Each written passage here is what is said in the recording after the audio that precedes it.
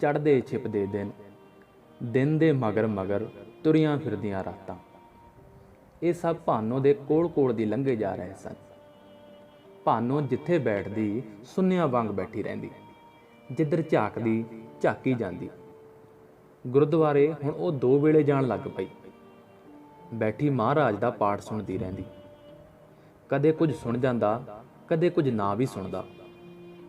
ਇੱਕ ਦਿਨ ਮਹਾਰਾਜ ਦੀ ਵੀੜ ਸੰਤੋਖਦਿਆਂ ਭਾਈ ਜੀ ਨੇ ਦੇਖਿਆ ਭਾਨੋ ਵਾਗਲਾ ਸੰਭਰ ਰਹੀ ਸੀ ਤੇ ਨਾਲ ਹੀ ਬੜੀ ਓਦਰੀ ਆਵਾਜ਼ ਵਿੱਚ ਹੌਲੀ ਹੌਲੀ ਗਾ ਰਹੀ ਸੀ।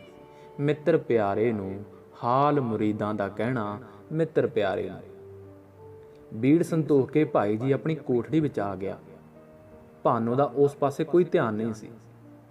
ਵਾਗਲਾ ਸੰਭਰ ਉਹ ਕੋਠੜੀ ਸੰਭਰਨ ਗਈ। ਭਾਈ ਜੀ ਨੂੰ ਉੱਥੇ ਦੇਖ ਕੇ ਮੁੜ ਹੀ ਚੱਲੀ ਸੀ ਜਦੋਂ ਉਹਨਾਂ ਆਵਾਜ਼ ਦੇ ਕੇ ਕਿਹਾ, ਸੰਭਰ ਜਾ ਭਾਈ, ਤੇ ਆਪ ਗੁਟਕਾ ਲੈ ਕੇ ਮੰਜੇ ਉੱਤੇ ਬੈਠ ਗਏ।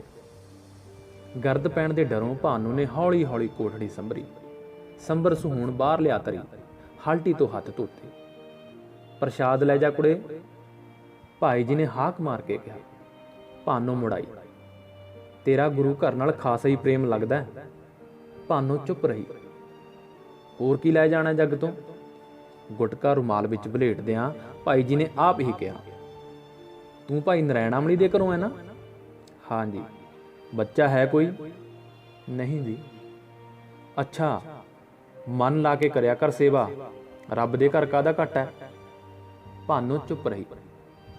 ਮੈਂ ਤੈਨੂੰ ਇੱਕ ਬਾਣੀ ਦੱਸਦਾ, ਕੌਤਰ 100 ਵਾਰੀ ਪਾਠ ਕਰਿਆ ਕਰ, ਸਭ ਕੰਮ ਸਿੱਧ ਹੋ ਜਾਣਗੇ।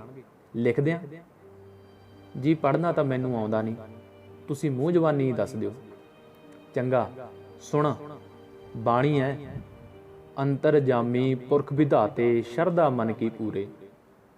ਅੰਤਰਜਾਮੀ ਪੁਰਖ ਵਿਧਾਤੇ ਸ਼ਰਧਾ ਮਨ ਕੀ ਪੂਰੇ।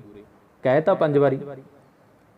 ਭਾਨੋ ਨੇ 5 ਵਾਰੀ ਕਿਹਾ, ਅੰਤਰਜਾਮੀ ਪੁਰਖ ਵਿਧਾਤੇ ਸ਼ਰਧਾ ਮਨ ਕੀ ਪੂਰੇ। ਲੈ ਪ੍ਰਸ਼ਾਦ ਲੈ। ਭਾਈ ਜੀ ਨੇ ਮੱਥਾ ਟੇਕ ਕੇ ਗੁਟਕਾ ਆਲੇ ਵਿੱਚ ਰੱਖ ਪੀਪੀ ਵਿੱਚੋਂ ਪਤਾਸਿਆਂ ਦੀ ਮੁੱਠੀ ਭਰ ਕੇ ਭਾਨੋ ਵੱਲ ਕਰਕੇ ਕਿਹਾ। ਭਾਨੋ ਨੇ ਬੁੱਕ ਅੱਡ ਦਿੱਤੀ। ਭਾਈ ਜੀ ਨੇ ਪਤਾਸੇ ਉਸ ਦੀ ਬੁੱਕ ਵਿੱਚ ਪਾ ਕੇ ਉਸ ਦੀ ਬਾਂਹ ਫੜ ਲਈ। ਗੁਰੂ ਦਛਣਾ ਨਹੀਂ ਦੇਣੀ? ਭਾਈ ਜੀ ਨੇ ਦਾੜੀ ਮੁੱਛਾਂ ਦੇ ਵਿੱਚ ਹੀ ਮੁਸਕਰਾਉਂਦਿਆਂ ਕਿਹਾ। ਭਾਨੋ ਹੱਕੀ ਬੱਕੀ ਰਹਿ ਗਈ।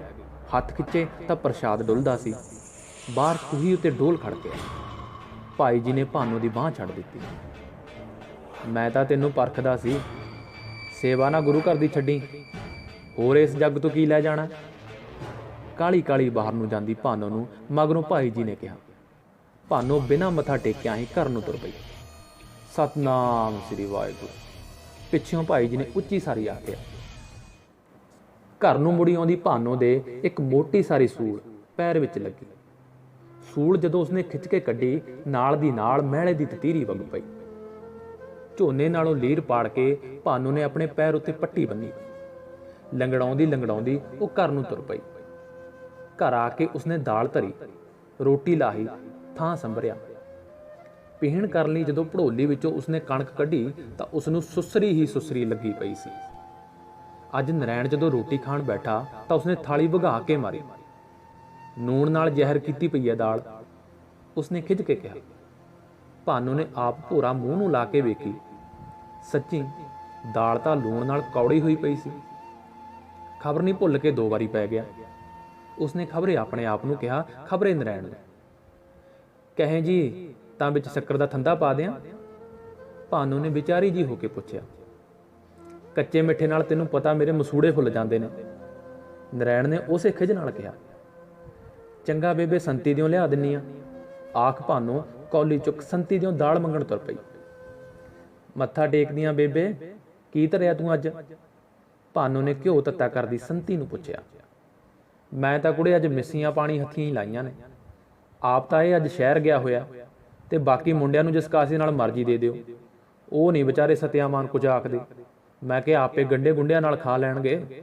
ਧਰੇ ਵੀ ਨੇ ਤਕਾਦੀ, ਜਾਂ ਛੋਲਿਆਂ ਦੀ ਦਾਲ ਹੈ ਜਾਂ ਕੱਦੂ ਨੇ। ਮੇਰੇ ਕੋਲੋਂ ਤਾਂ ਅੱਜ ਦਾਲ ਵਿੱਚ ਨੂਣ ਹੀ ਬਹੁਤਾ ਪੈ ਗਿਆ, ਹੁਣ ਕਜੀਆ ਕਰਦਾ। ਮੈਂ ਕਿਹਾ ਬੇਬੇ ਨੇ ਕੁਛ ਧਰਿਆ ਹੋਊ।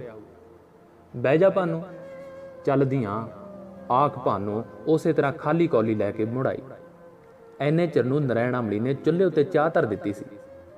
ਮੈਂ ਕਿਹਾ ਚਾਹ ਨਾਲ ਹੀ ਖਾ ਲਾਂਗੇ, ਜਰਾ ਕੈੜੀ ਜੀ ਰੱਖ ਦੀ। ਉਸਨੇ ਚੁੱਲ੍ਹੇ ਮੂਹਰੋਂ ਉੱਠਦਿਆਂ ਕਿਹਾ। ਭਾਨੂ ਨੇ ਕਾੜ ਕਾੜ ਕੇ ਅੱਧੋ ਸੁੱਧੀ ਦਾ ਦੁੱਧ ਪਾ ਕੇ ਚਾਹ ਬਣਾਈ, ਪਰ ਕਿਸਮਤ ਦੀ ਮਾਰ ਲਾਉਣ ਲੱਗੀ ਤੋਂ ਪਤੀਲੀ ਹੱਥੋਂ ਛੁੱਟ ਗਈ। ਤੱਤੀ ਚਾਹ ਉਸਦੇ ਪੈਰਾਂ ਉੱਤੇ ਵੀ ਪੈ ਗਈ। ਨਰੈਣ ਨੇ ਉਸੇ ਵੇਲੇ 2 ਧੌਲਾਂ ਉਸਦੀ ਮੋਹਰਾਂ 'ਚ ਜੜ ਦਿੱਤੀਆਂ ਤੇ ਨਾਸਾਂ ਫੁੰਕਾਰਦਾ ਬੋਲਿਆ, ਸਾਲੀ ਕੰਜਰ ਦੀ ਸੁਰਤ ਖਣੀ ਕਿੱਥੇ ਰਹਿੰਦੀ ਹੈ? ਇਹ ਆਪ ਦੀ ਮਾਂ ਡੋਲਣ ਵਾਸਤੇ ਬਣਾਈ ਸੀ। ਭਾਨੂ ਨੇ ਸੜਦੇ ਸੜਦੇ ਪੈਰਾਂ ਉੱਤੇ ਆਪਣੇ ਜਾਣੇ ਤਾਂ ਠੰਡਾ ਪਾਣੀ ਪਾਇਆ ਸੀ, ਪਰ ਉਹ ਸਗੋਂ ਹੋਰ ਮੱਚਣ ਲੱਗ ਪਏ।